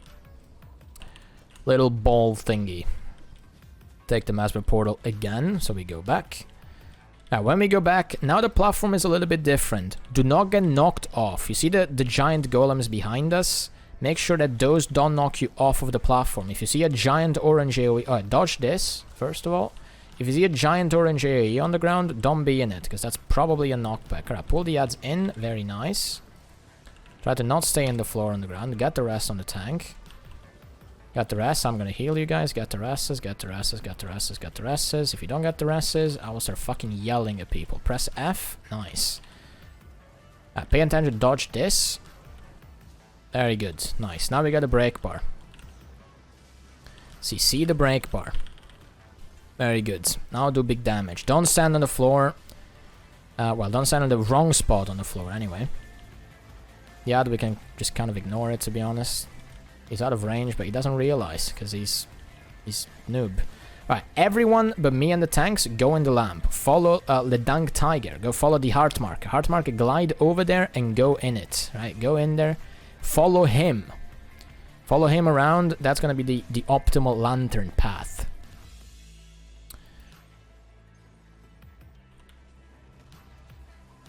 Go around, kill the ads. Try to not go to the wrong ones, because they will be more powerful and annoying, and they might actually just, like, fuck you over, right? Hello, Sassy. Bash is having fun over there. In the meantime, above me, Druid and the 2 tanks are tanking the Wyverns, which are basically just, you know, is the same idea for champions that we were doing earlier. So they do 2 out attacks, they do special attack, 2 out attacks, then they get a break bar. It's the same thing. Alright, now I'm gonna do the break bar first. Then I'm gonna come down and free you guys from the lamp. Oh god. Oh, there we go. Alright, so I think the kiter opened the lamp. Very, very good. Okay, now stay behind the Hydra. Follow it, stay behind it. It's gonna be some like orange pattern on the ground. Don't get it by the orange pattern. Or don't stand in front of it either. Orange pattern is gonna appear now. look at it on the ground. Never mind, that's a fire attack. I forgot to explain it even. Alright, orange pattern on the ground. Don't stand in those, otherwise they knock you back. Now, because we freed Zomoros from the lamp, he's dual wielding fucking eternities now. He's just like destroying both the wyverns.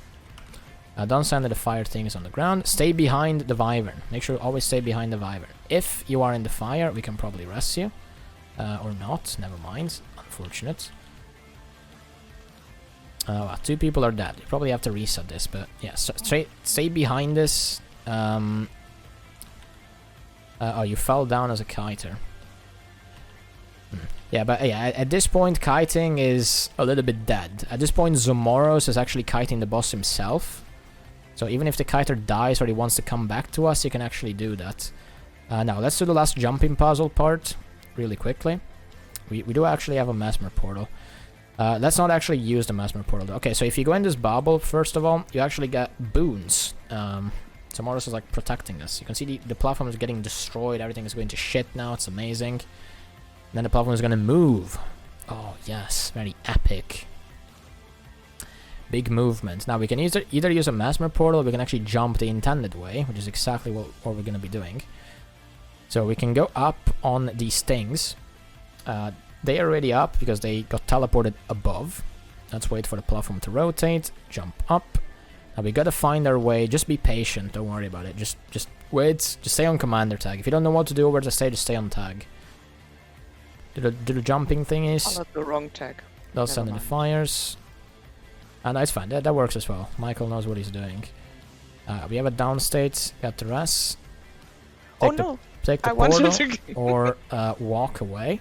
Like walk to the next part. Okay. Now stay inside of this like blue bubble sphere thing. You don't get hit. You also get boons and stuff. You get cleanse and whatever. Dodge this. Big dodge. Got the rest. Okay, now it's the exact same fight. You see his left hand rising up, go on the right side. See the right one, go on the left side. He also does this one, which is both sides at once. Yeah, just move, stand in the right position on the floor, and you're not basically gonna take no damage. We also don't have a regen, because I'm fucking feeding. Nice. Right, this is break bar. Now, we have Spellbreaker Bubble again. CC the break bar, so stability is irrelevant. We did not kill Stability Pyre. We only killed the retaliation one. So the stability one is still up, but we still need the boon strip. Again, stay on the right side of the platform. This is the 2 at once one. Got the rest. Stand on the right side. Right, now he teleports away. And in the last phase, it's the exact same thing. So we just GG and we go again. Only difference is that so far, we didn't get the golems that we gotta like pull in and kill. They appear on that last platform that we didn't see because we GG'd, right? That's the only difference that happens there. And yeah, now we can go again, we just kill it. Do not fall off the platform. Do not stand in the giant fire thing. And you'll be fine.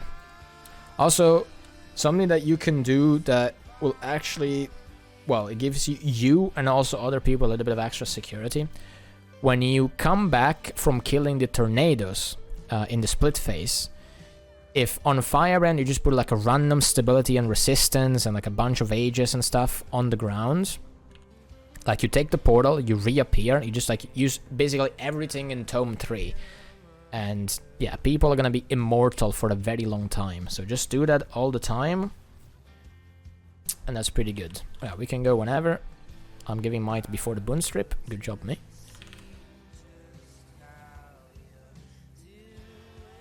Oh yeah, we eventually started. Nice. I ran out of CA now, but bands.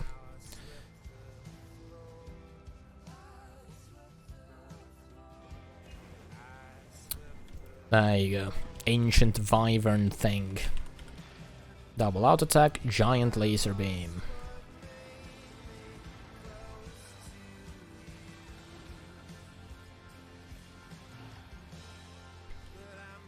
Now we do break bar. Very nice, fast break bar. Now does 2 more auto attacks and then he teleports. There we go. We go over, don't jump off in the gap. If you do jump off, you can actually just get back up in normal mode anyway. Alright, kill the lamp. They're actually down with the lamp. Don't get teleported away. There you go, 80%, it's dead. If you want to increase your Ooga Booga DPS meter damage, you can do damage, otherwise ignore it. Don't jump between platforms until that, that orange like triangle thing happens that are now destroying the platforms, right? When those appear, you can actually jump safely between, otherwise it is a little bit buggy. You will hit your head against something invisible and fall and die. Which is kind of irrelevant in normal mode because you can get back up. In CM, you're instantly dead. Take the portal, go back, use tome skills, get people's safety. Stand in the right position on the floor so you don't get burning stacks. Dodge this. Alright, big pull about to happen now. Big pull now, very nice. Kill the ads, cleave the ads. That's a knockback, don't stand in the knockback. Oh, there we go. Stand in the right spot on the floor. Look at his hands. So you know where not to stand. Big shockwave again now. Get the rest fast before he dies. Alright, this is break bar. Get the break bar. There you go. Break bar is done. Last 2%. And then we go to the second champion thingy. There you go. This is insta CC. Remember, as soon as he appears, do the break bar. That was too early. Fuck my life.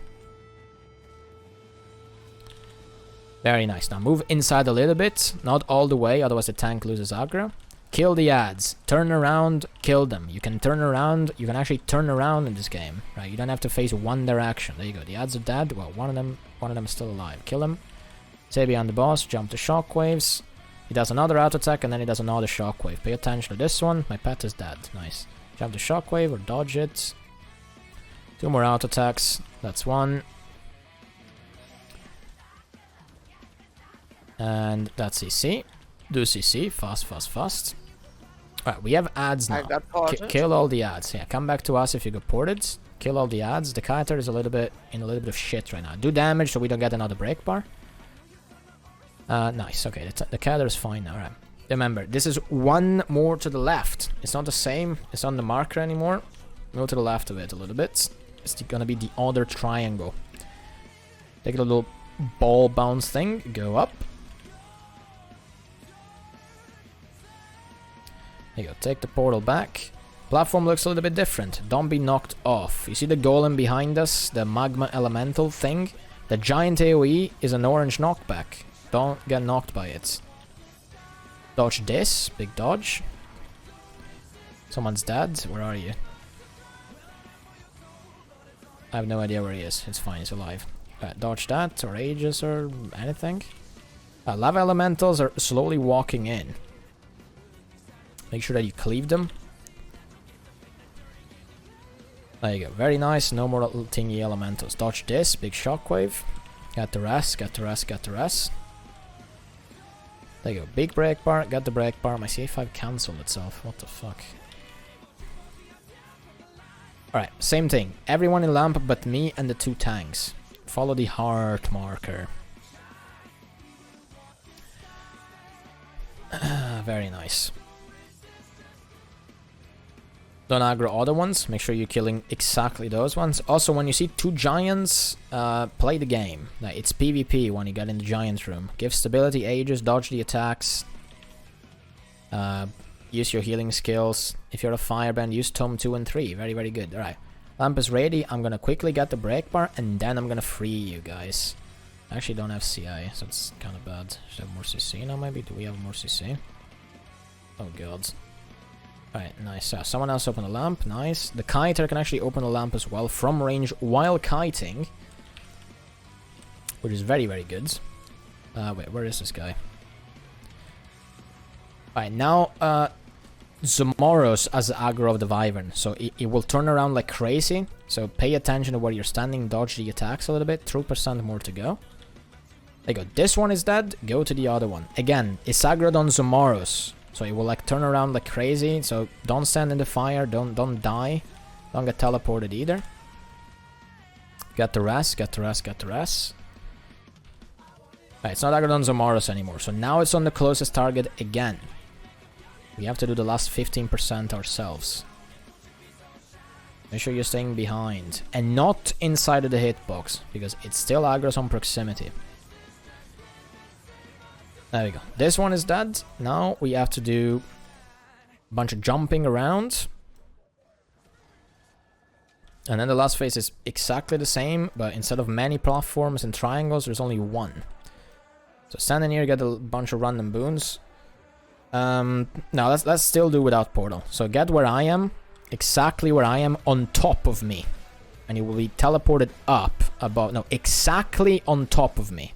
Right, which part of exactly on top of me is not being understood. So now you're gonna get teleported up because of how this works. There you go. It doesn't really do anything, but it's a little bit faster actually. Okay, now we go up. What? Wait, where's the thief? Got the thief up. Guys, when someone is downstate, you have to rest. Like, it's not a... Oh. I'm... Oh, you are. Okay, nice. Like, when someone is downstate, you have to rest. It's not a... Oh, dude, maybe I'll rest, maybe someone else will. This is a fucking training run. You have to rest. No one else will. I didn't make it. I mean, that's that. That's fine. Let's go. Wait, what the fuck was that? I got the rest. Let's press F. Rest everyone. Not a single person dies. There you go, CC. 15%, he teleports over. Sometimes he just dies and doesn't teleport over. Alright, this is the exact last phase. Giant AoE, dodge. Now, if you move your camera behind you, while the boss does nothing, you can see two giant golems with the fire thing is approaching. That's... I mean, they don't do anything because the boss is dead, but... they're supposed to get close and be dangerous and give stacks and other stuff.